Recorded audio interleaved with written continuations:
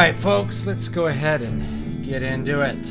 Hope you guys are having a great day. It's still March 22nd, which is a great day because it's William Shatner's birthday.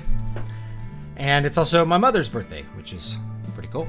And it's also my guitar's birthday. So my guitar turned 20 today. My guitar's been old enough to vote for 2 years.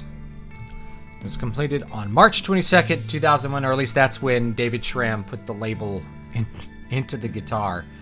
So that's pretty cool. And it makes me think like, man, this guitar is actually old now. This is not like new, oh yeah, I have a new guitar.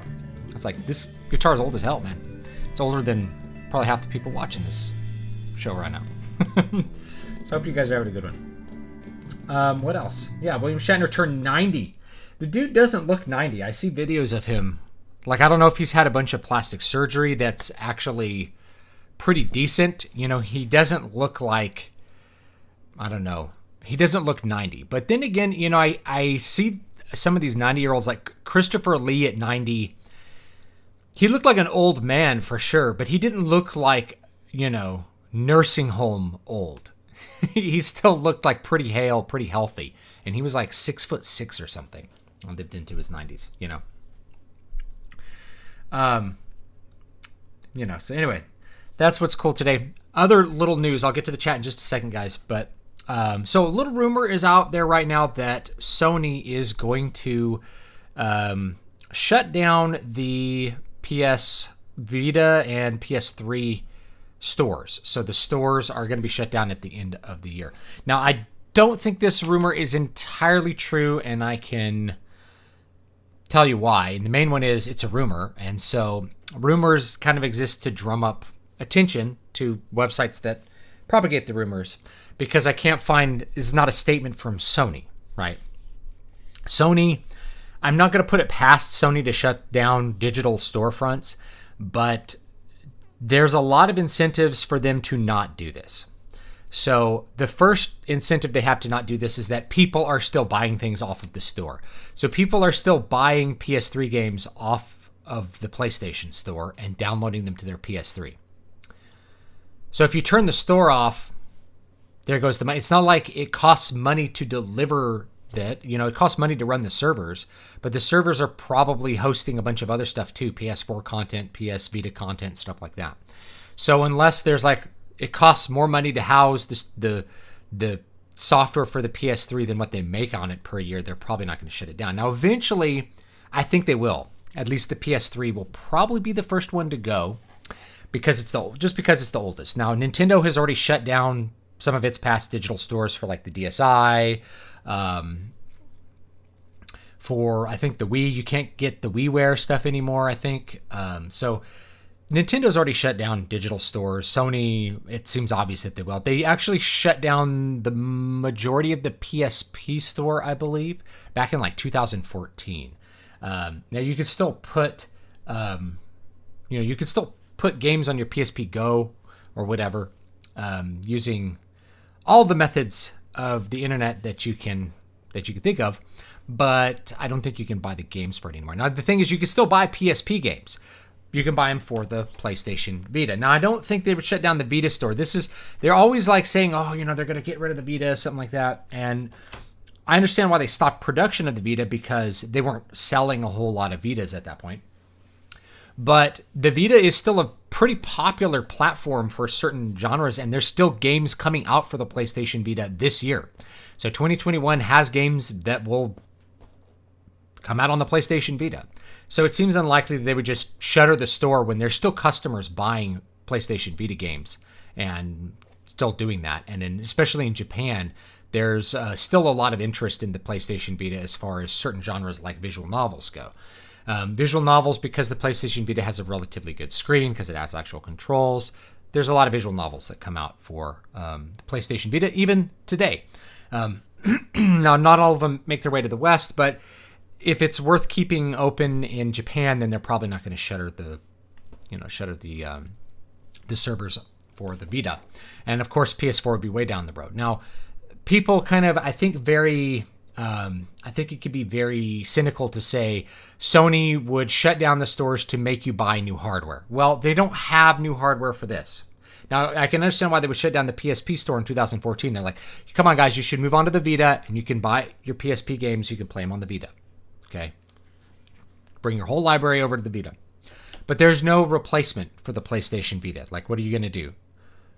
Bring your Vita game? What are you going to bring them to? Like a Vita emulator? I don't even know if there is one. But so they probably wouldn't do that because there's no replacement. Now, the PS3, I could see them doing that because it's old, really old at this point. There is a large installed user base, but there may not be a lot of people downloading it. And they may just be like, nah, we're not going to keep selling software for this old platform. You should buy new hardware. And just give people that little nudge to go out and rebuy the software from the PS3 era on the PS5. There's, the PS5 launched with a remake of Demon's Souls. So you can play Demon's Souls on the PS3 right now, and it's arguably better on the PS3 as far as aesthetics go. Now, it runs at 30 FPS, but I don't know, it's not that bad. So you could pretty much argue that it looks better and it's more true to the original design of Demon's Souls just on the PS3. So I think there's going to be more games from the PS3 era, just like how the PS4 was full of PS2 games that were remade, like Final Fantasy 12 and stuff. I think there'll be more PS3 era stuff brought over. You could see like a Final Fantasy 13 Super Edition or something, but that game already looks really good on the PC, so I could see them just like bringing that over to the PS5, making a couple graphical enhancements, like pumping up the lighting and stuff, and then selling it as an enhanced version or something like that. So I could see them shuttering the PS3 store, and eventually the PS3 store will go away. And so what you have to ask yourself with that is, with digital consoles, what exactly are you buying?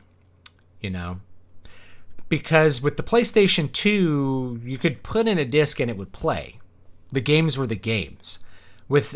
Starting with the PS3, you started to get games where you couldn't really just put them in and play them. You put them in and they patched so you could play them. So if the patches are no longer available, that means a huge portion of the PS3 catalog no longer can be played unless you are going to sail the high seas and get some sort of pirated version of the software to run on your PlayStation 3 that has all the patches included or something like that. So games preservation is something where a lot of people are scratching their heads this week and today because they're like, oh, I guess the time, it's been 14 years since the PS3 came out. I guess it's about time that we start thinking about how to preserve some of this software for the future, because Sony doesn't really seem interested in doing it, Certainly not bringing those PS3 games, forward to the PS5 or something like that. But the PlayStation 3 is very hard to emulate, as is the PlayStation 2. Both of those are difficult to emulate.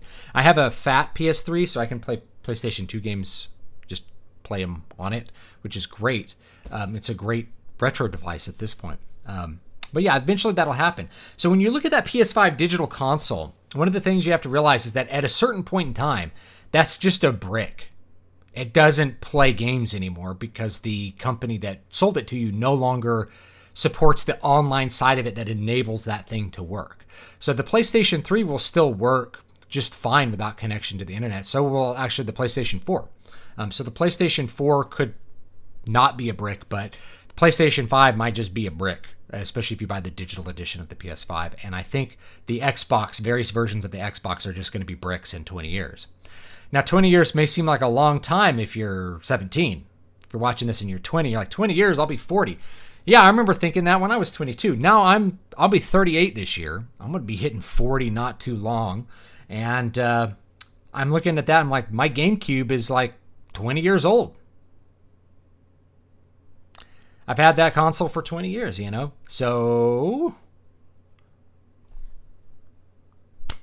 it'd be good if I could still play it. I could still play my GameCube after 20 years. I could still play my Nintendo after, like, at this point, 33 years. I got it when I was 5. So I've been able to play my NES for over 3 decades.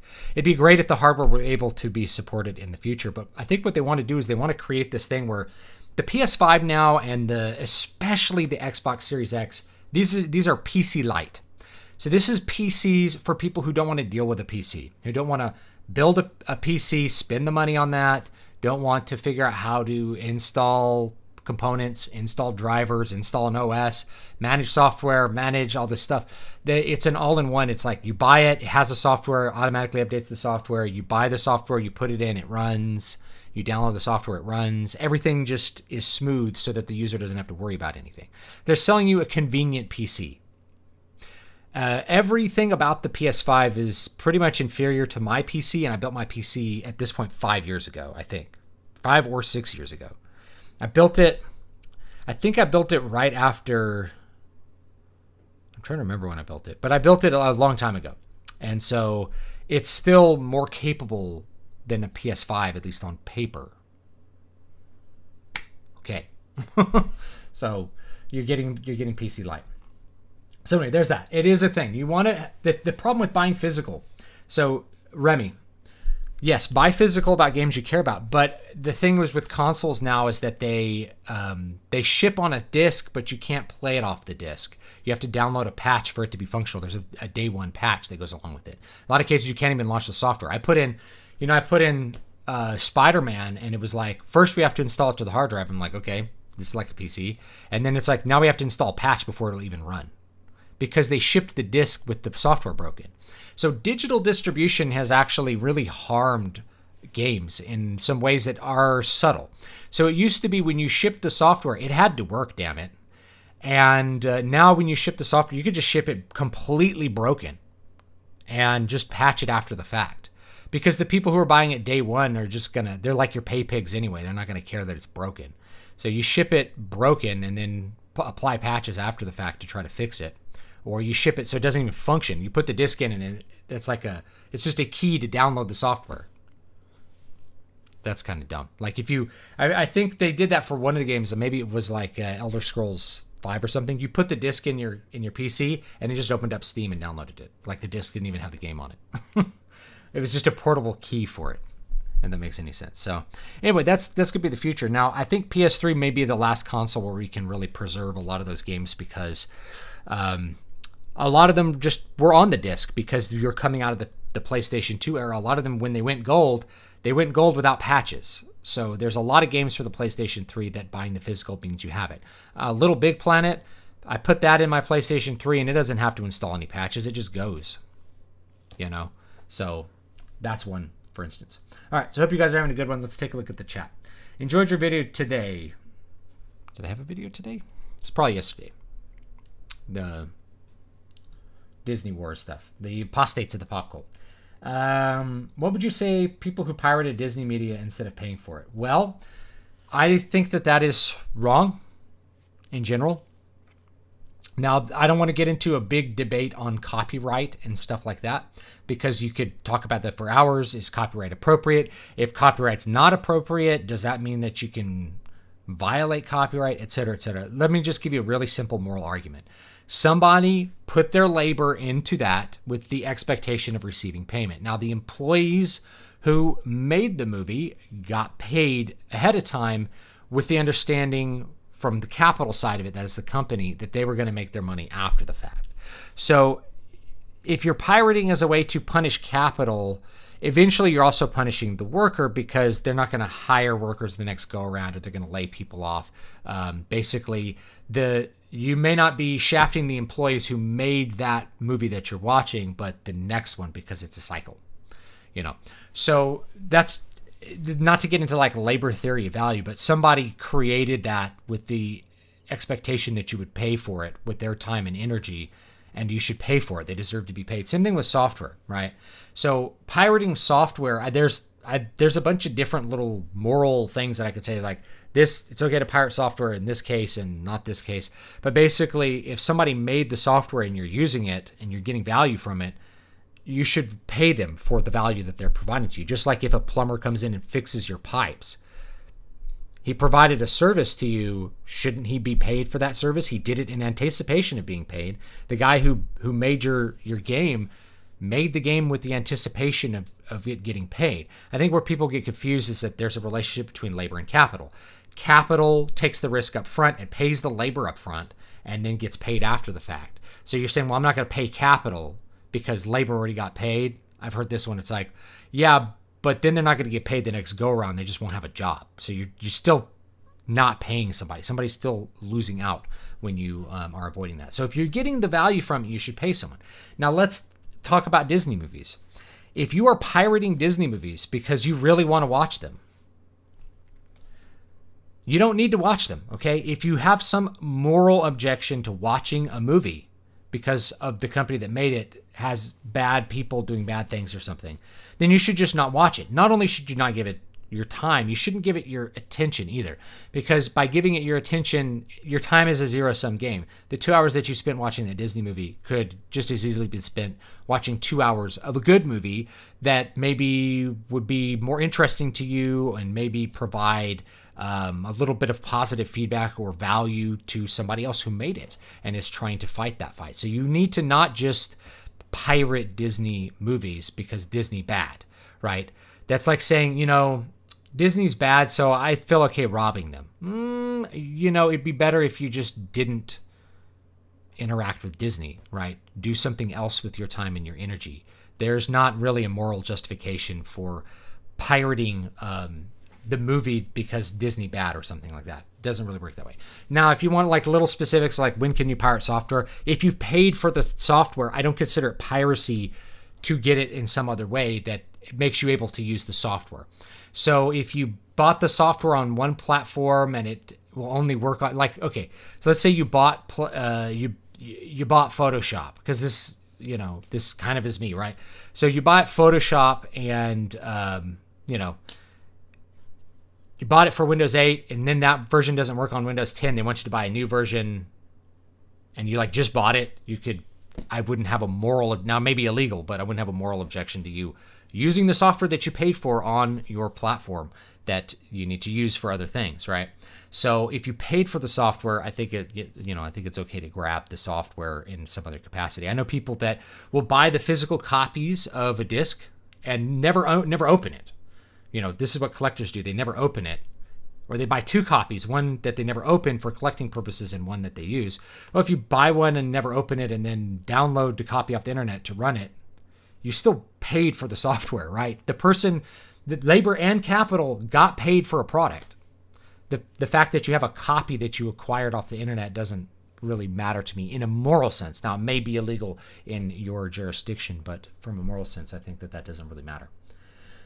Or abandonware, like if you're looking at playing Marathon, for instance, which was an early Bungie game. Bungie doesn't sell that software. Bungie doesn't attempt to stop people from downloading the software off abandonware sites. You can play it with the LF1 engine, which runs on modern Windows systems.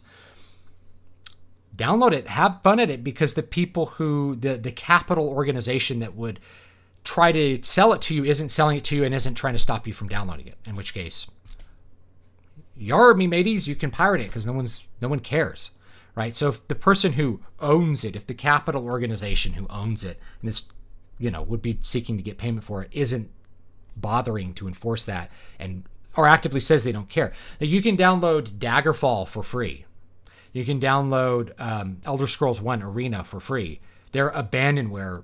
Bethesda is okay with you just downloading them. They're not seeking payment for that anymore. It's old software. They don't care that much about it, right? So if they're not seeking it, you can download it, right? I would say there's maybe other special circumstances where like something otherwise can't be accessed by anyone. If the game is so rare that literally no one can play it without playing a ROM image of it. You can get it from they have it on like the digital libraries, like the, what am I thinking of? The Internet Archive will have ROM copies because it's a library. So that's kind of like getting a library book to me, which is like, you have no other way to get it. It's out of print. No one makes it. I don't really have a problem with people playing ROM images, if that's the case. I own a big game collection, so to me it's not a big deal to just grab the ROM image of a game I already have and play it. Let's see here. Anyway, that's my long spiel on that. I wish video games were more like movies, in the sense that if I wanted to watch Top Gun, I could buy the Blu-ray DVD. Yeah. I wish games were more like that too. But one of the things that I keep hearing from these game executives is like, people don't care about old games. It's like, yeah, we do. Well, we're trading the games. Have you ever been to a games convention? People buy and sell old games all the time. We're into it. games don't start to be bad simply because they're old. And in fact, I think game design really peaked in like 2007. Like after 2007, 2008, game design stopped developing after early PS3 and Xbox 360. Basically, you stopped having a lot of progress in game design. Instead, it's just kind of graphics slowly moving forward. And then the game design getting watered down a little bit. Games got easier starting in about 2007 and less intense as far as their systems go, but more graphically high fidelity. If you were to go back and play a game from 2006, is the gameplay going to be radically different than the one now? Probably not. Especially if you're playing something like Far Cry, which is like, these games have pretty much the same gameplay for like 15 years. Yeah, buy physical if you can. PlayStation, don't you mean the Bloodborne machine? I have Bloodborne, but I barely play it because I just don't have time to get good enough at it to like enjoy the game. From software games or those hard games, you have to be willing to like die a lot to figure out how to play the game good enough to enjoy it. And that's part of the fun of it, but I don't always have the time for that. I think Bloodborne's a really good game, but I can't play it consistently enough to get good enough at it that it can be the correct experience. So I've never finished it. Fallout 76 did that cardboard disc written with a redeem code on it. That's so stupid. Do Nintendo games do the whole day one patch thing? Like, I'm sure they have patches. A lot of them don't. A lot of them will just play the day one. A lot of them do have a day one patch because there's always something that happens like between when you start pressing the cartridges or the discs and the time that they get in the hands of the consumer. You find bugs. You find things that break it, and so you want to patch those. But virtually, in fact, 100% of my Nintendo Switch games work off the cartridge with no internet connection. I can put them on the plane and they'll work for the first time.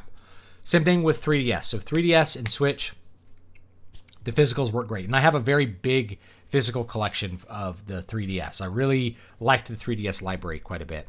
My Vita collection's mostly digital because physical Vita games were really hard to come by. Anyway, speaking of preservation, I fixed my problem with Skyrim and started re-downloading my old mods, only to learn that some have been taken down by the author. Luckily, I still have the files on USB. Yeah, that's another weird thing with digital stuff is like things disappear, and then where do you get them? DOSBox is good, yeah. You can also run like old Macintosh games. I was going to run this game and maybe stream it called Escape Velocity. This was a really fun and influential Macintosh game from the 90s where you start off as just like a trader, and it's just like a space trading sim, but then it gets deeper and deeper and deeper where you can end up like conquering the galaxy as part of the rebellion or the empire or whatever it is. It's like the Confederacy and the Union. They have like a civil war thing. And then you get like a big warship full of like little fighters you can send out and you can terrorize the galaxy. I remember at one point playing in the 90s, you could go to a planet and demand tribute, and then if you defeated all the defenses, you owned the planet and they would send you money. You could use that money to buy even more ships. It was really cool. I'm assuming Mother 3 is an exception since that game has never been ported. I'm not sure exactly what we're talking about there. Yeah, but if it's never been ported and you can't get it, I don't have a problem with the ROM image personally. What about something like old Mass Effect as an example? The people who worked on it aren't receiving anything for it. And all BioWare's next projects are death cult trash made by hacks. Well, I don't think you have to play it. Now, that being said, you can get Mass Effect really cheap. There's Steam sales Origin sales on Mass Effect all the time. You just get it on Steam. I got the first Mass Effect game on Steam for like $5, and it was the year it came out. I gotten my $5 out of Mass Effect easy. So you can get it cheap, and you're kind of mincing dollars when you're looking at old games because they tend to sell them so cheap. Where I think it's more interesting to think about is that if you really can't get the game. So yeah, no one who worked on Mass Effect is still getting paid. They're all gone. All the people who made it are gone. And the only people who get paid from it now is the capital company EA. They're the only ones who make the money on it. But the whole idea is labor gets paid up front, capital gets paid after the fact because capital is taking on the risk. Capital pays all the money up front to make the product exist, then gets paid after the fact. Or they take on the risk of debt and the employees don't have to. So all those employees got paid even if they could somehow still be collecting royalties, and you're like, oh, they're getting shafted by... They took their salary because it was a better deal than taking the risk. That's why they were employees and not entrepreneurs. If you're an employee, it's a lower risk category, and a lot of times you want to be an employee because you don't want to take the risk. It costs millions of dollars to make a game. Why would you want to personally engage in that risk? You probably wouldn't. That being said, a lot of those people probably got paid in stock options, and so they are still getting paid. So even though they're not with the company, they'll get paid by stock options and things like that as well. So some people, it's so diffuse though, it's hard to say. I think it's better to just say, well, I'd rather buy it used from someone. So this is the other thing too. Okay, I don't want to pay Disney for my movies anymore. Buy them used on eBay. People, there's so many DVDs of Disney movies. I don't ever have to pay Disney any more money because I have like the entire catalog of Disney movies already. My wife bought them years ago, and so we just have them. And you know, we could pop one in the car. We have like a little DVD player for the car for my kids.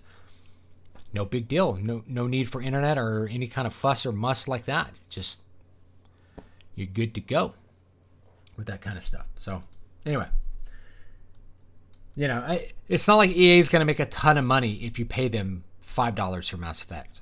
It's like, okay, then you get to play Mass Effect, or you buy a used PC copy. Which those exist for that. AC3 is so easy I could beat it blindfolded.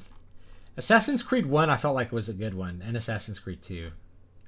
But I liked Assassin's Creed 1 the best, and it just felt like it had so much potential, and they watered down the experience rather than like focusing on the stealth gameplay elements and the plotting different ways to kill people and where you're going to come in. All that kind of stuff was left open in Assassin's Creed 1. It made it such a more interesting game than the games that came afterwards.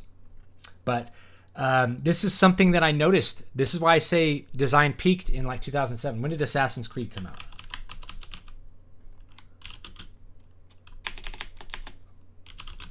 Watch.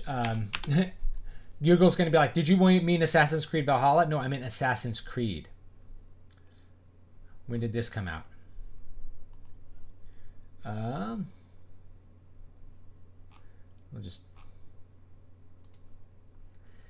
When did the first one come out? 2007. Boom, November 13th, 2007. When I say game design peaked in 2007, I guess I'm pretty right on the money. So after that, after 2007 to 2008, all the game design started to get watered down. Go back and play something like Final Fantasy XII. Final Fantasy XII was one of the best games on the PS4 because it had PlayStation 2 era game design. PlayStation 2 era game design actually had depth to it. I think Dragon Age Origins was like the last deep RPG that you could buy as far as big AAA titles go. And not the last one, because there's newer ones lately that have come out. But, you know, as far as those big ones that people think about, like, you know, Assassin's Creed and stuff like that, I'd say like Dragon Age Origins was the last really complicated one with a complicated game system and a difficulty curve that was legitimate. And after that, it started getting way watered down. I think you would enjoy the experience of Ghost of Tsushima. Yeah, I want to buy it. I missed the sale on it though. Like the $40. It was on sale for $40. I should have got it and played it, but I don't know. 2007 is 10 years after Cultural Ground Zero afflicted the rest of Western entertainment. Yeah, I think videos held on for 10 years. You know, I think you're right, Bradford. I think video games held on for 10 years, and then 2007 is the video game Ground Zero. Basically, the first titles for like the PlayStation 3 and the Xbox 360 were really good. You're like at the peak of gaming. And then it just, things start to get watered down for the normies, and it gets worse and worse and worse. All the good PlayStation 4 games came out on another platform at some point. They were either PC or they were PS3 or PS2 games like remade. That's the sad thing. Or they were Final Fantasy VII Remake, which is like a complete reimagining of a PlayStation 1 game. Nothing brand new for the PlayStation 4 was like really earth-shattering that I can really think of.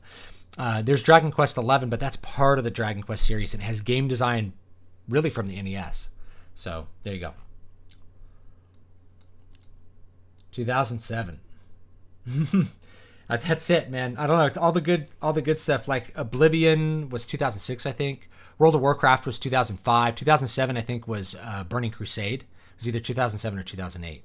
So Burning Crusade, the best version of any MMO ever made, was 2007. And that was it. After that, Blizzard started to water down its game design.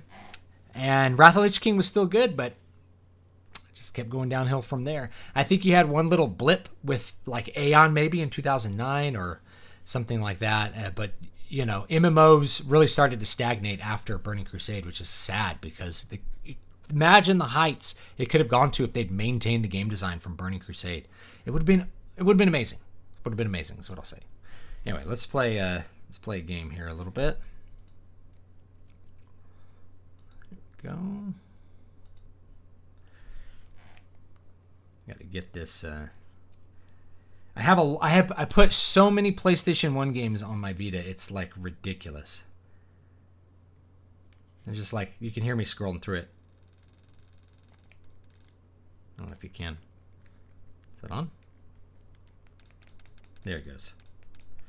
All the way down to the boom. I love that sound. I love the old Sony sounds, like the startup sounds from like the PlayStation 2 and especially the PlayStation 1. I had such a nostalgia for those.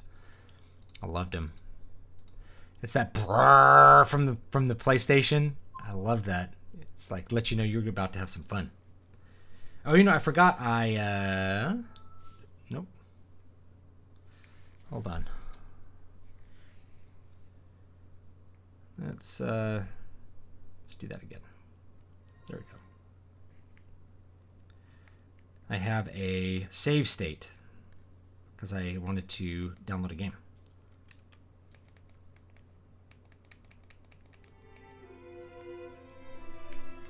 Here we go. Listen to the music for a minute. Okay. All right, we're about to fight Bahamut, so that's what we're gonna do. Left 4 Dead was 2008. Yeah, we start to lose that. Yeah, Left 4 Dead was fun. It was like accidentally good. They originally it was just them testing the engine with like guys with knives, and they're like, "What if we made this like a zombie thing? That'd be fun." Do you have any recommendations for strange fantasy books? Mine. So hardbacks of Water of Awakening and Needle Ash are available now. I got the first Needle Ash hardback. Looks good. So you can get these. These all have very strange or fantastical elements to them. And of course, if you want really surrealist fantasy, you can read pretty much anything by Michael Moorcock, I recommend.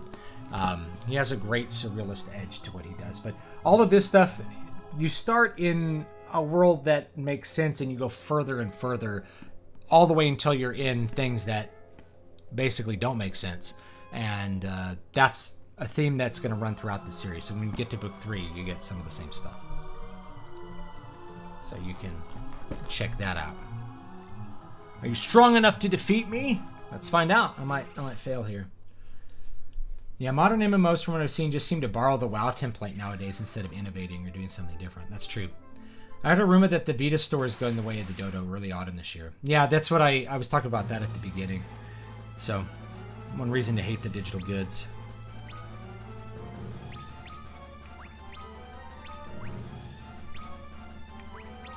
Let's see if we can get this dragon down. I think this is the first game that had Bahamut in it. I don't remember fighting him in Final Fantasy II. I don't have a physical copy of Mass Effect 1. Unfortunately. It is possible to run Mass Effect 1 on 3 monitors, though. I've done that.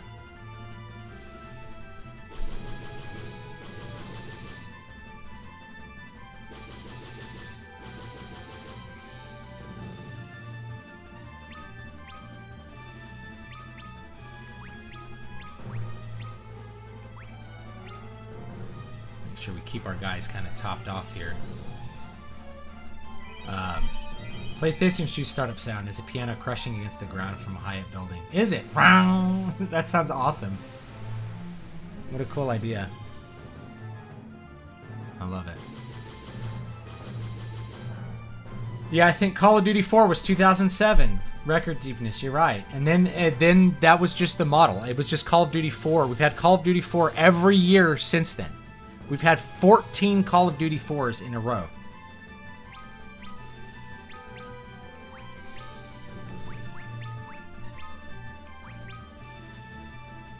That's crazy to think about.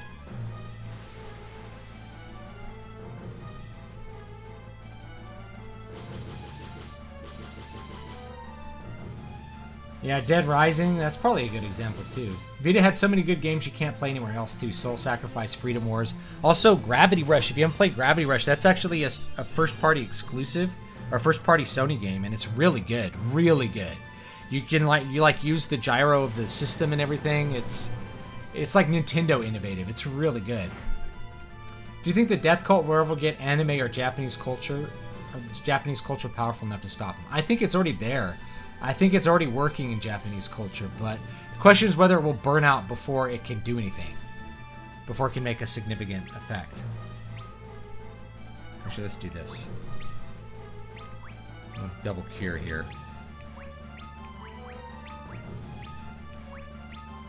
See if we can get that heal off.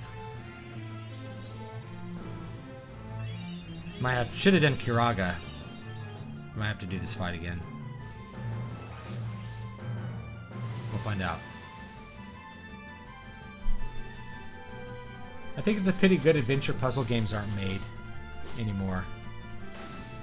Oh, we got him! He wasn't too bad. Wasn't too bad. Yeah, adventure puzzle games aren't made anymore. The Day of the Tentacle. I love Day of the Tentacle. I have a lot of memories playing that on DOS. Along with an Indiana Jones game. I'm trying to remember what it was called. But yeah, there was an Indiana Jones game for DOS that was really a lot of fun. Obtain the summoning spell, Bahamut. Or Bahamur. Really, Bahamur. Okay. Okay. Let's go, Oh, it topped us off. Okay, that works. We'll have to backtrack.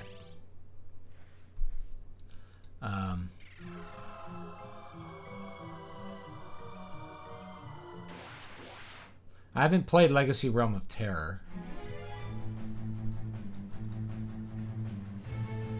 It's the opposite. Dark Souls loses a great chunk of its fun when you get good. To me, the fun is getting good, but you have to take the time to get good enough to actually get through stuff.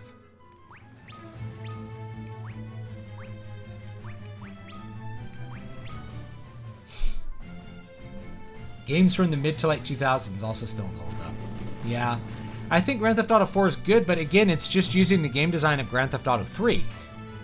You know, Grand Theft Auto 3 established a game design that was just used for all other Grand Theft Auto games after that. So you're not really looking at anything new. You're just looking at a different... It's just more Grand Theft Auto. They haven't done anything new with the series. Like, significantly new. The first two Grand Theft Auto games were very different from Grand Theft Auto 3. You know, you had 3 Grand Theft Auto games on the PS2. You had Grand Theft Auto 3, Grand Theft Auto Vice City, Grand Theft Auto San Andreas. And they were all basically revisions of the same philosophy, just expanding what you did in Grand Theft Auto 3. And Grand Theft Auto 4 was good, but it was just a refinement of that. So you didn't really have a lot of new game design. You'll notice that, like, the game design modes that were established by 2007 haven't really been tinkered with. So you have, like in RPGs, you have the JRPG standard. I'd say that actually the exception is Final Fantasy. Final Fantasy games actually continue to innovate. So Final Fantasy 13 had a very different battle system than Final Fantasy 12, which had a very different battle system than the 10 previous ones, you know. So they've continued to do new and different things, but not a whole lot else. Like, it's a lot of standard JRPG stuff. There is more innovation in Japanese games for sure than Western games, but a lot of Western RPGs fall into that. It's basically Baldur's Gate, you know, or like Dragon Age Origins. Even Dragon Age, they like stripped out all the quality of the RPG systems and the battle systems. You know, Dragon Age 2, Dragon Age Inquisition are just like watered down fish food. You know, it's just fish food compared to like the delicious steak. It's like, here's a little nibble of, maybe you remember like this nice salmon you had once. It's fish food.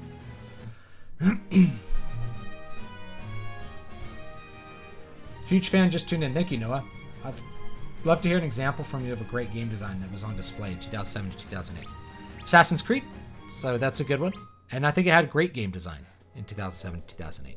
There was also spectacle fighters like Heaven's Sword. It's not a great game, but it established a gameplay design that was like that. But really, I mean, that was really building on God of War, which goes on before that.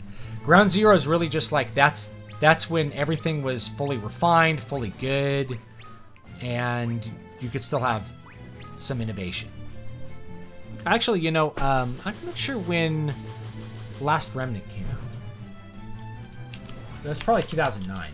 But Last Remnant was really good. 2009 was Last Remnant. That was a really good one. Dragon Age Origins was a really good one. That was 2009. Metal Gear Solid 3, I thought, had good gameplay, at least. That was 2006.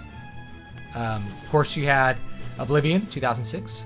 You had the Burning Crusade, World of Warcraft Burning Crusade, 2008, I think. 2007, 2008. Great game. Absolutely the best version of any MMO probably ever. I still think Classic is better. I like it better overall. But in terms of what Warcraft had become about by that time, which is like raiding and PvP and like the World of Warcraft in-game experience, Burning Crusade was it. I mean, Burning Crusade was just an awesome time to play the game. The Japanese culture is much stronger than the US and many areas of Europe. I liken Japan to Poland, Hungary, and Czech Republic. It has its own problems, you know. You don't want to idolize Japan too much. They have their own issues. But generally speaking... Can I save here? No, I can't. Have to be... Yeah, Metal Gear Solid 2 was... A lot of people have come back like retroactively and hated Metal Gear Solid 2. I thought it was good. But it was weird when it came out. It was very different from the first one. But it was kind of a system seller for the PS2. I remember really enjoying it. Alright, save. There's another optional dungeon up here somewhere. But I don't remember where it is.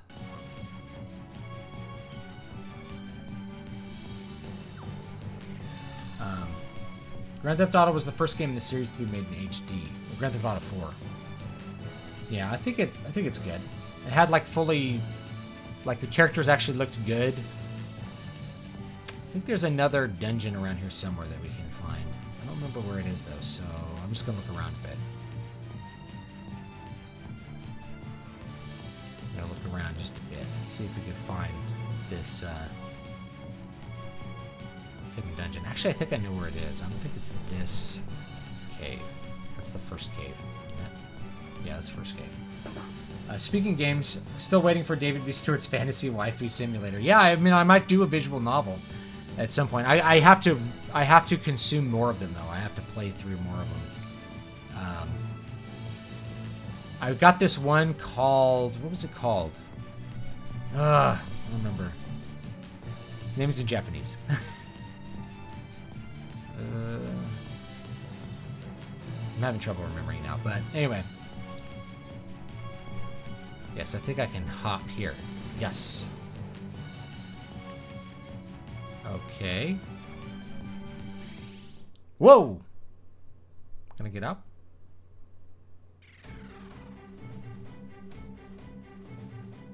Can I land here? Well, that makes sense.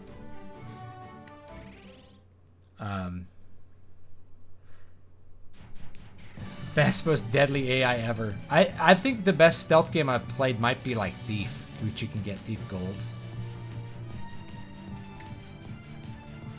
Let's see if I can get out here and like maybe walk into the lake. Let's find out. I think this is another optional one. I'm so used to the chibi art for this one, I can't imagine what the Yoshitaka mono art was like. Oh, there it is. Thought so. Alright, Lake Door, another optional dungeon. We'll see how we do with this one. I want to clear out these optional dungeons because they give a lot of items and XP, and then we'll go do Eureka. And then I think I can get the ultimate weapon after that, which is going to be useful. Let's look down here first. Oh, there's some chests. And some monsters.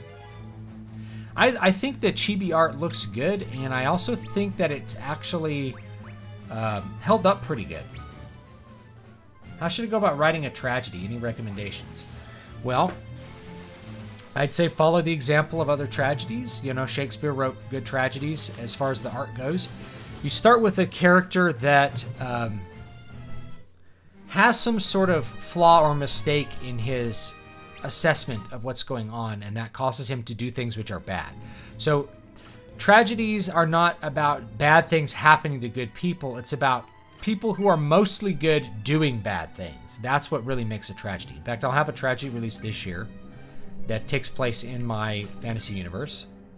I didn't want to come out with it around the election. I wrote it leading up to the election, and then I'm like, I don't want to release this. This is not the right mood out there for a tragedy. But I'll release it this year because it's really, I'm pretty proud of it. So that's really what you want. You want to have a character that has some sort of fatal flaw that makes him just do bad things. Like maybe he falls in love with a woman that basically persuades him to be evil. That's a tragedy. That's the setup for a tragedy. And he tries to redeem himself, and maybe he does so, but it costs him something great, like his life or his reputation. He has to, you know, everyone thinks that he's the bad guy in the end, even though he saves them. Those are all good ways to resolve a tragedy. So that's my recommendation for tragedy. Notice a lot of esports come from old games. StarCraft, Counter-Strike, Quake. Good point. Dota. 2000 seems to be the esport ground zero. That's a good point. I didn't think of that.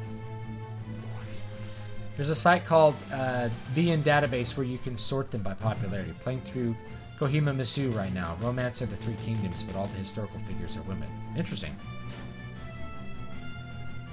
Visual novel database. Okay, I'll check that out. That's a good tip.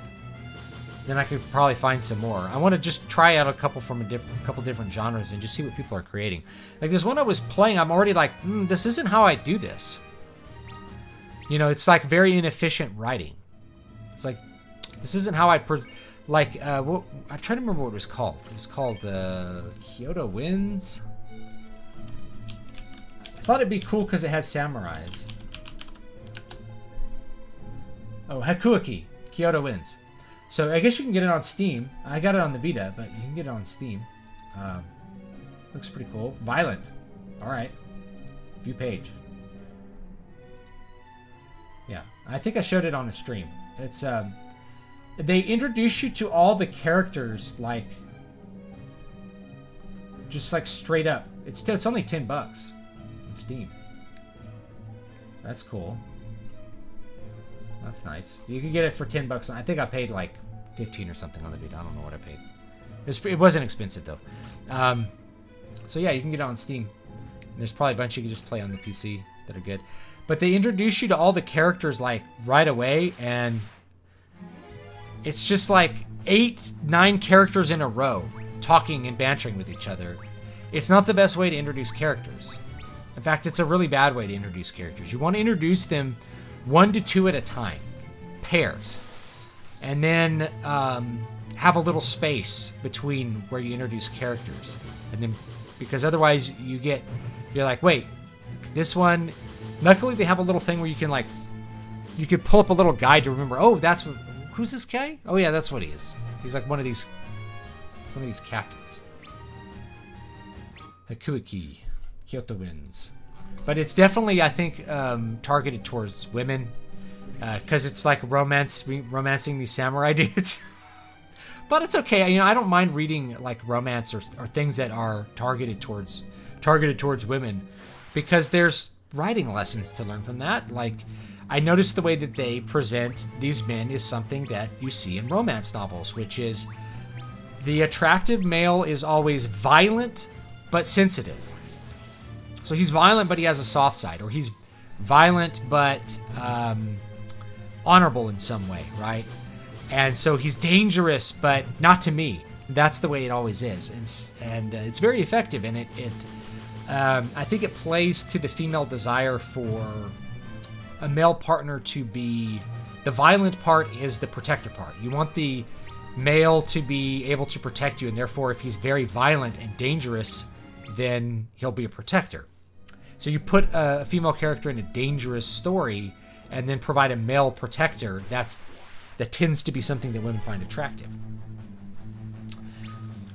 So that's what they're doing with this one. Of course, it's a bunch of, it's a bunch of samurai, and they're violent. They're violent dudes.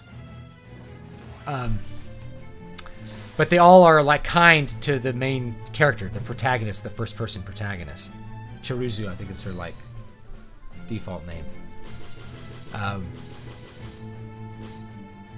And so the men that are undesirable are ones that are maybe either cowardly or violent, but also mean. Like they're just a danger. They're not. There's nothing redeemable about them. They do nothing kind towards people. So somebody who's really dangerous might step into the middle. In fact, I think they did this one in Kyotoin's. Like, this guy's threatening a shopkeep, and he steps in and like challenges him to a duel. And it's like a dangerous situation.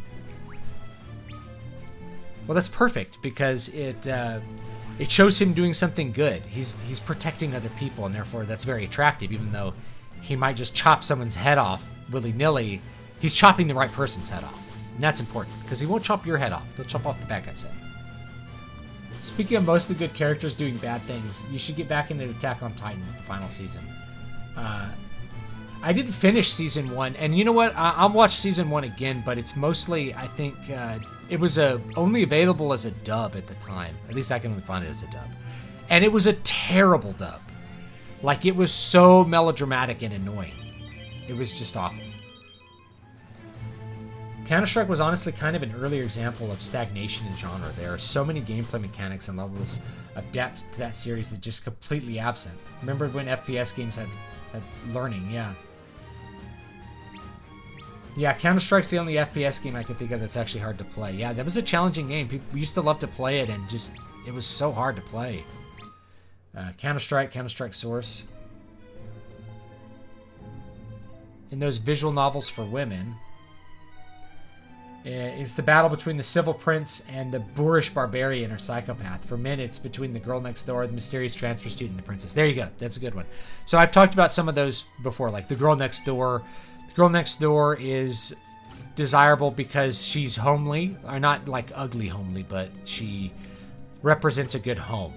She's kind, honorable. She cares about the protagonist, and then she's usually contrasted with some sort of higher status female that has something bad about her, like she's selfish or she's cowardly or something other bad. So the girl next door is on the surface maybe less attractive, but really she's very attractive. She's like a tomboy or something. She's something men find attractive anyway, but she has less status than the other females. But you like her because she's loyal, especially loyal. Men are very attracted to loyalty. So if there's any women watching this, I know there's a couple of you out there, but like one of the most attractive features in a female character is loyalty. That the woman is going to back you up and stand by your side is a very attractive trait. And if you want to make a woman absolutely horrible, you make her disloyal.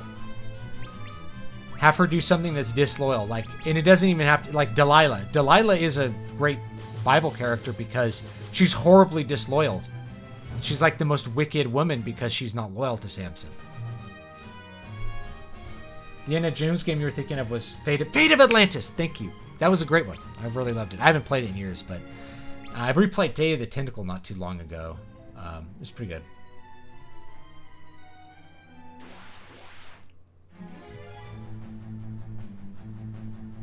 Attack on Titan has some cool music. It has like a power metal soundtrack that's pretty cool. Yeah, would have the dub, it's pretty bad. I think I'll add so many potent themes, I would love to see David's perspective.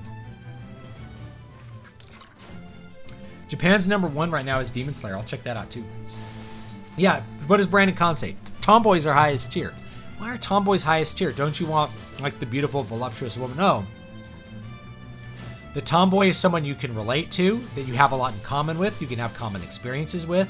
She's loyal, but she still does things that are... She's still a woman, and she does things which are girly. So she's part of the girl next door. She's one of the boys, but also a girl, which is like the best of both worlds. You know, that's why you want the psychopath who loves only you as a woman, is that it's the best of both worlds. His psychopathy is used against anyone that could hurt you, not against you. He's completely loyal to you and loves you. You know, it's the violent samurai who loves just you. That's very attractive, I think, from the female perspective.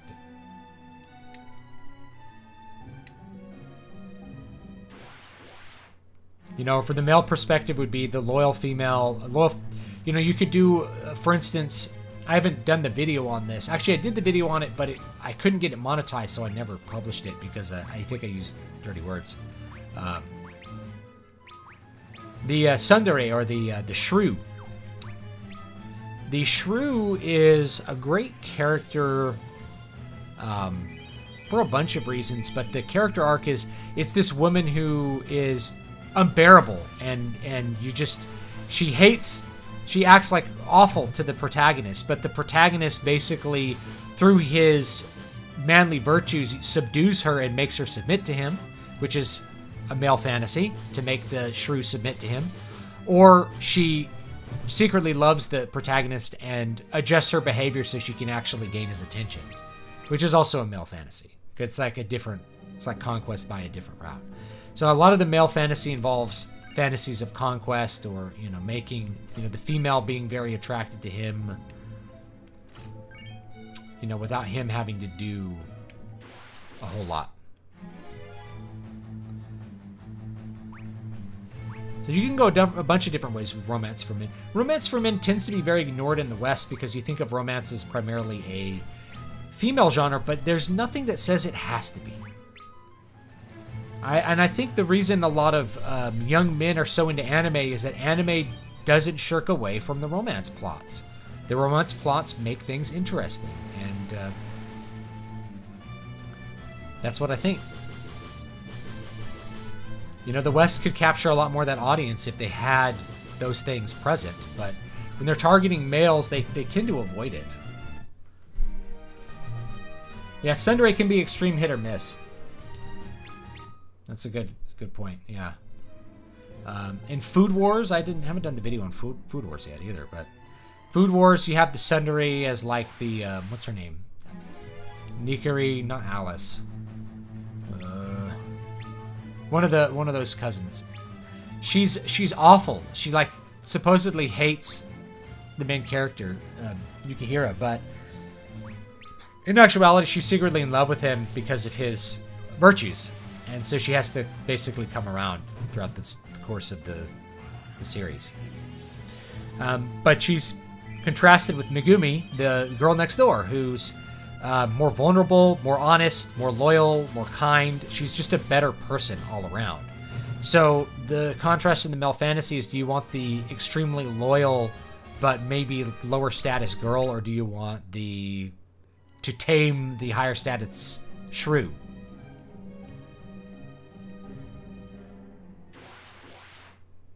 In the West, we call it the shrew. But yeah, that's the cute tomboy is just the girl next door archetype. I was thinking about my wife. She's definitely not a tomboy. She's like extremely feminine. She's a girl. My daughter is the girliest. Like, there's this whole thing like, oh, you know, gender. Like, these people just say things like gender doesn't set in until like 5. I'm like, no. Trust me, my daughter was playing girly pretend play right away. Like, she is so different from my son, it's like night and day. Boys and girls are so different from each other. But yeah, I think the attraction of the tomboy is like, it's kind of like she's one of the boys, but not really, and so you kind of get the best of both worlds. It's very attractive. It means you can have a lot of common experiences. So men get very interested in women who have the same interests as them. So if a woman likes to skeet shoot, for instance, you might think that that's a masculine activity, going out and shooting guns, but it can be very attractive to a male, is that he has an activity that he can help him relate to the woman with. They have something they can create shared experiences with that they're both interested in. And I think that's a good thing for relationships, to have those sorts of things. Meat stands above them all. Why is every Western character just Japanese but with a few Aryan features? Design lays. If we're talking about anime, I think anime really gives more variety to the Japanese characters than would exist in phenotypical reality. Notice they all have different colored eyes, different colored hair. You know, most Japanese people have dark hair and dark eyes, right? I don't think that's racist to say. That's just how it is. But for the sake of making characters easier to identify in the style, you give them a lot more variety than what actually exists. So yeah, the Western characters, they, you know, give them a tan, or they give them one little thing that makes them obviously American. Sometimes it's really funny. Like I have to find this one. Is it from Food Wars? I don't remember what it's from. It's from one of those cooking mangas. And they have this American come in, and he's like the most broed up bro on planet Earth. And he's like, in my country, you're only allowed to eat French fries with ketchup by law. And he has a grill on his teeth, and it says F-U-C-K on his teeth. And he's like, I'm like, I wish I could be this guy. And he's like completely jacked, you know, with tattoos everywhere. It's like this. Someone's like, as a joke, to like, let's make the most stereotypical American bro we can think of, and it's like that's what they came up with. This guy obsessing over hamburgers and French fries, how you cook them, that has like, you know, F-U-C-K on his grill, and like is ranting about ketchup and ketchup packets and stuff.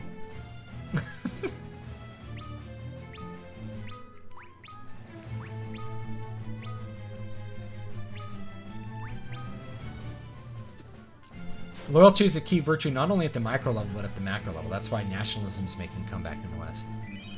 Stop the Asian hate, David. Stop it now. I have nothing against... It's just... It's not, you know... It's just reality. I mean, here's the thing, though. If you go to Sweden, there's also not that much variety in Sweden, right? There's a lot of blonde-haired, blue-eyed people in Sweden. My wife is half Swedish. She has blonde hair and blue eyes. Blonde hair and blue eyes. You know? Her Swedish father had blonde hair and blue eyes. Her Dutch mother had blonde hair and blue eyes. You know? Oh. I'm going to create a save state just because. Create a save state here. Nope. Don't want to load that state. Overwrite state. There we go.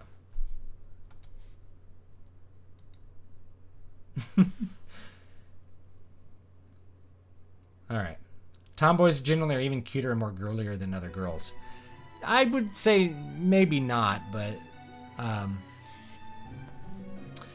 the idea that you know, this is I mean, just kind of stepping outside of how things are portrayed in media. I am Leviathan. Only those strong in the light may receive my aid. Let us test the light within you. Leviathan attacks you.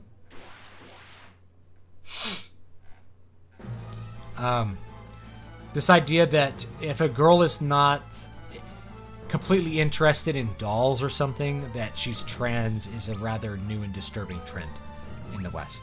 Let me see that. Let's do it. Probably should have stated an end to like recharge my mana. Oh well. Bet we won't need it to beat this guy. I'm dark brown hair and blue eyes like my dad. My mom and siblings are all Aryans with blonde hair and blue eyes. Yeah.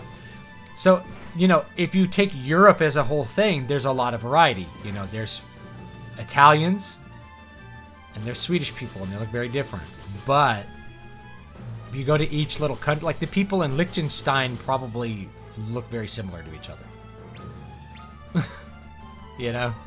What do the people in Liechtenstein look like? Well, they have blonde hair and blue eyes. What do the people in England look like? Well, they have brown hair and blue and green eyes. There's probably more variety in England, not because there's, you know, just more variety, but there were more different ethnic groups that settled in England compared to other countries where people mostly migrated out of them. So there wasn't a ton of migration into Norway, but there was migration out of Norway, you know, wherever.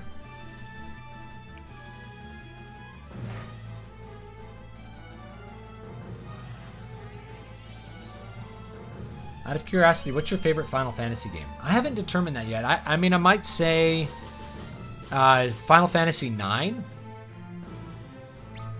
I have a lot of love of Final Fantasy IX. And probably Final Fantasy XII and Final Fantasy VI. I'm going to give you 3 favorites. And one from each era. So you have the classic era, which is 1 through 6, 2D graphics, turn-based gameplay like this. I know this is 3D graphics as Final Fantasy III. This is a remake from 2006, though.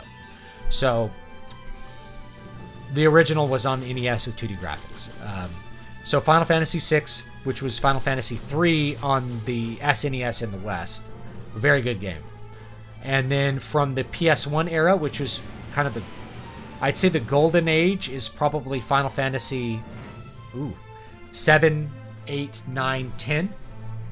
Starting with Final Fantasy VII, because I don't know if we don't need to double cure here. Let's see what we need to do here. Oh, he's got stone.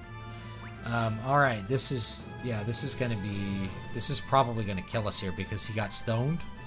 I'm gonna bet you that we're gonna lose here just because that's really unlucky. I don't think I can't use like a high potion on everyone, can I? No. I'm gonna have to use a gold needle somewhere. So yeah, Final Fantasy IX from the Golden Age. That was originally PlayStation 1. So further up here. There it is. Gold needle.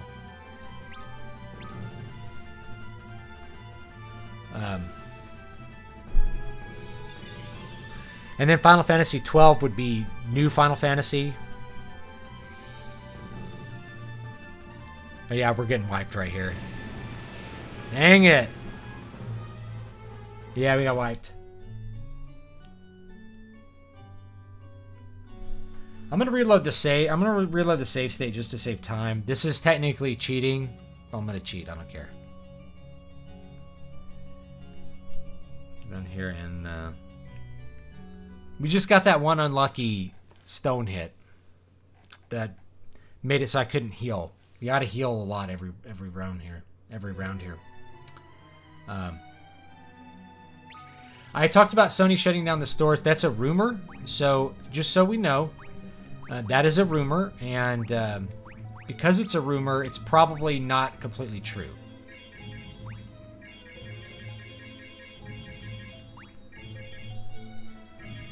Using my potions up. Alright. Use up those potions. Speaking of American Bro Tribes, check out Chris Sky when you get the chance, although I think he's actually Canadian. Yeah. What do you think make for some interesting magic abilities for some characters? I don't know. Just kind of depends what you want out of them. I think I don't know. So yeah, Final Fantasy 12 out of new Final Fantasy games. So once you get past Final Fantasy 10, and then you're out of the standard turn-based gameplay mechanic. So new Final Fantasy would be Final Fantasy 11, 12, 13, 14, 13 and all its sequels, 14, 15. 11 and 14 being MMOs, and 12 having its interesting gameplay, and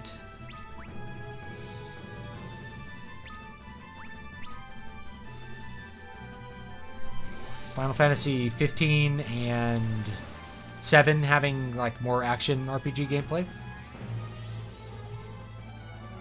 Final Fantasy Tactics probably is my favorite Final Fantasy game, but it's not in the main series, so I don't know if that counts. But Final Fantasy Tactics is definitely one of the best games ever made, in my opinion.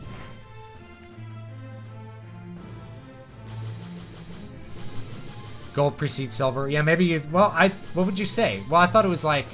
well, then the Gold Age would be the, like, NES. And then silver would be SNES, and bronze would be 7, 8, 9, 10. But I don't know. The highest popularity was probably PlayStation 1 era.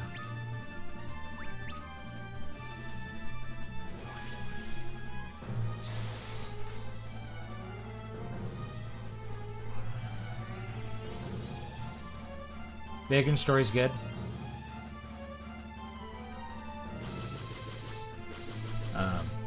Eventually, Sony will shut down its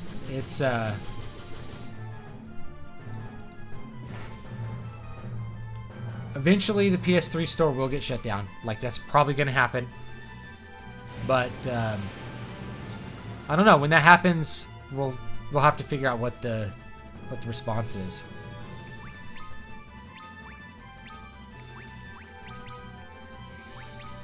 And I think I could probably do... We'll do Kiraga. It's just a little slower to cast, I think. At least one developer has confirmed the PS3, PSP, Vita store's closure. The PSP store already closed in 2014. So that's why the rumor's probably not... It's certainly not completely accurate. What it might be is that by closing down the Vita store, they're turning off buying PSP games for the Vita. Which is possible as well. Alright, that cure didn't do anything. We didn't need that.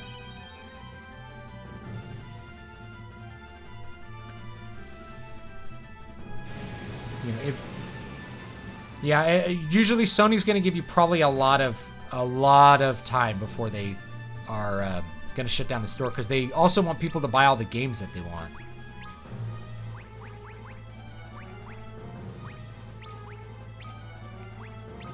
Let's see if I can get this guy down. Uh-oh. Turns to stone. Yeah, this will be a wipe. Yeah, we're probably going to have to...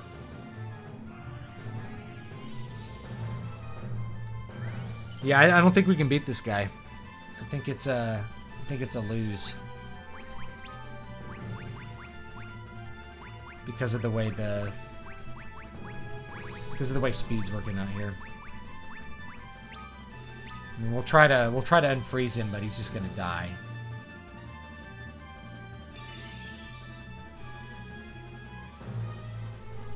Yeah, it's done. We can't beat this. We can't beat this boss.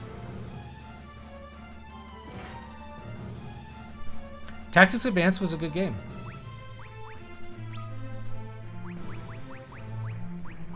I have Yeah, I don't think we could do this.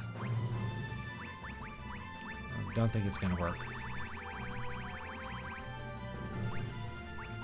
Too much damage going out too quickly for me to, you know, with the way things are lining up, for me to be able to heal through it. Yeah.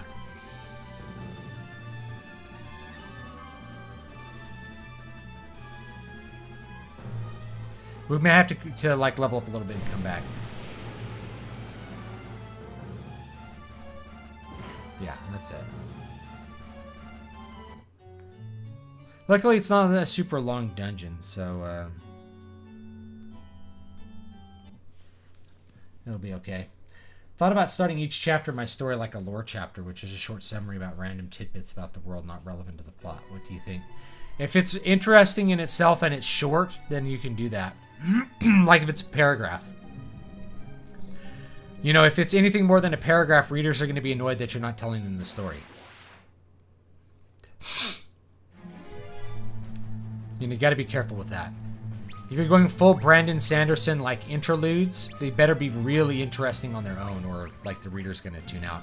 And even then, like by the time we get to like the third Stormlight Archive book, those interludes are annoying. They're straight up annoying. You're like, get to the story already. The story is going so slow. Can we just have something happen, please? Instead of you showing me a scene with some characters who I don't know who they are from some other time period or some other place. Just tell me the story. So yeah, if you keep it pretty short, it's going to be okay.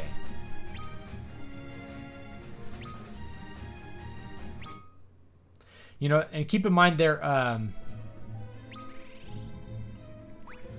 once the CMOS battery dies on your PS3, that you won't be able to log in or access digital content. Well, you have to hack it. You have to hack it. Luckily, if you have a PlayStation 2, you don't have to hack that. You can just play games with that.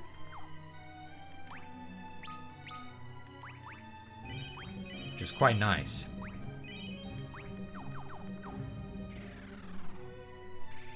The most popular Final Fantasies based on global sales are Final Fantasy VII. Final Fantasy VII, I figured would be the most popular.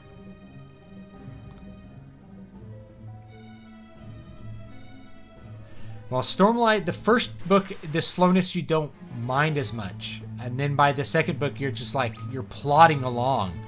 And the third book, it's like, man. So, you know, but if you read the second book, you can safely skip the first 2/3 of the... You can read the first 50 pages, then skip the next 2/3 of the book, and then just read the last part, because nothing else happens. And not only that, but you can figure out what happens just by reading the last 200 pages. You just will be completely filled in on everything that happened in the other pages. None of it... No, 9999, that's cool. Final Fantasy 12, I'm really surprised. But it's a great game. It's a great game. Final Fantasy 13, 12.5 million. It might be, you know, you get more installed users. No, you don't. PS2 had the most installed users, so I don't know what. Maybe just people got more hyped as things went on. I didn't realize 12 was that popular either.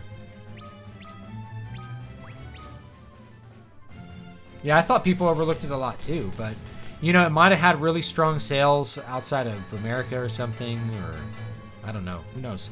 Or that could be lumping in the PS4 sales as well, because then you have people that bought it twice. They bought it on PS2 and then they bought it again on PS4, or you know, you get two chances at sales that way. Now, Final Fantasy 13 was pretty huge when it came out. People who didn't normally play JRPGs were jumping on Final Fantasy 13 to play it. And somehow, as time has gone on, the game has lost popularity, and people have started to say that it's bad. I don't know if I'm going backwards now because I'm not looking at the screen.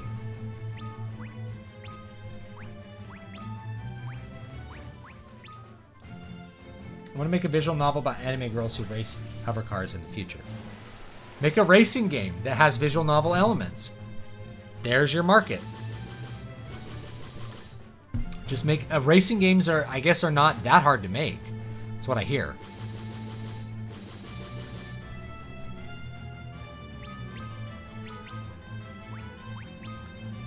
There's your niche market.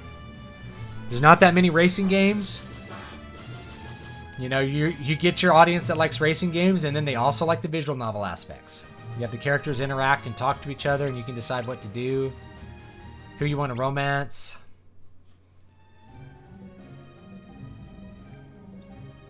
Surprised there hasn't been a proper remake of Final Fantasy VI. Well, there is a port. Like, you can buy it on PC, but it visually is not the same as the original. So I probably want to play, when we get to Final Fantasy VI, I'll probably play the original Final Fantasy VI, not the, I'll probably play it on SNES, in other words, and not on PC or whatever. I thought Final Fantasy 13 was actually a pretty good game overall. I really enjoyed the gameplay. There were some problems with story execution. Mainly it's that they went full indirect exposition, where they didn't just tell you anything. You had to kind of guess and put the pieces together yourself, which can be engaging and fun, but when each little piece of the story is separated by 30 minutes of gameplay you start to forget what the heck you just did, like what you saw before that.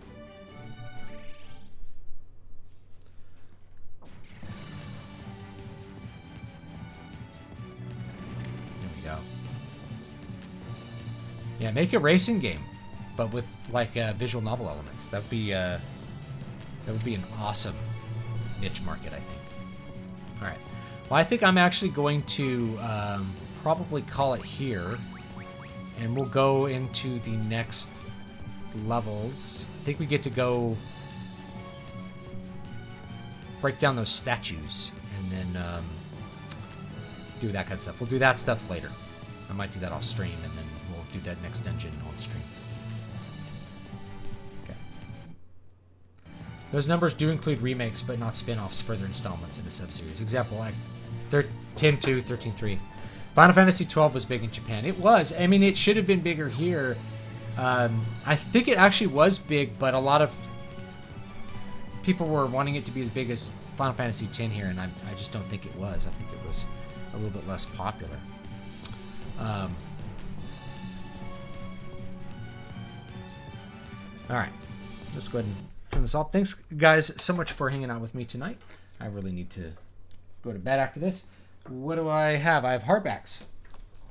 I have the hardbacks available of... I just got this one. So this one's available now too. Needle Ash and Water of Awakening. So book... I actually did a... This... If you buy this, it'll say number 1 up here. Because this is like a pre... It's like an early version of the cover. Change the cover a little bit. So, Needle Ash and Water of Awakening, both in hardback now. Book 3 is about it's about a blind lute player. Oh yes, we're gonna have a blind character making her way through political intrigue and to the world of the Fae and the fantasy, which is a recurring theme that you'll pick up with these books. So check those out. You can get them. They're I think $24 or something. It's a little bit expensive for the paperbacks, but you have to kind of price them that way to get a profit on them. Unfortunately, I can't sell them for too cheap, or I just wouldn't make any money at all on them. So, but if you want the hardbacks, you can get them, and they're available now, and they both look pretty good. I'll have a hardback of Muramasa coming soon as well. So thanks so much, guys, and I will see you next time. Interesting. Thanks for the numbers, Brian. I do appreciate it. I figured Final Fantasy VII would be the most popular. I didn't realize Final Fantasy XII was as popular as it was. Final Fantasy XIII was very popular when it came out. And yeah, I agree, Dimitri. Final Fantasy XIII, they kept having this flashback. You flashback to previous days, and it was hard to kind of put the whole story together. And they also, especially towards the latter half of the game, they just kind of pulled things out on you, trying to rush you to the ending. But overall, I think the gameplay on it was great. The aesthetics were probably the best Final Fantasy game as far as the aesthetics go, as far as 3D aesthetics. They looked great. It was a beautiful game, and it's really beautiful on the PC if you play it on the PC. So I actually think it's a good game. Somehow the opinion of it kind of changed more recently because I don't know why. But it was very popular when it came out. People really liked it. And I think a lot of people that were big gamers in that Xbox 360 era really picked up on it and enjoyed it that weren't normal JRPG players because it didn't have normal JRPG mechanics. So I think it could have pulled in a lot of extra players that weren't the normal Final Fantasy crowd, which is cool, which is fine. So anyway, guys, thanks so much, and I will see you all next time.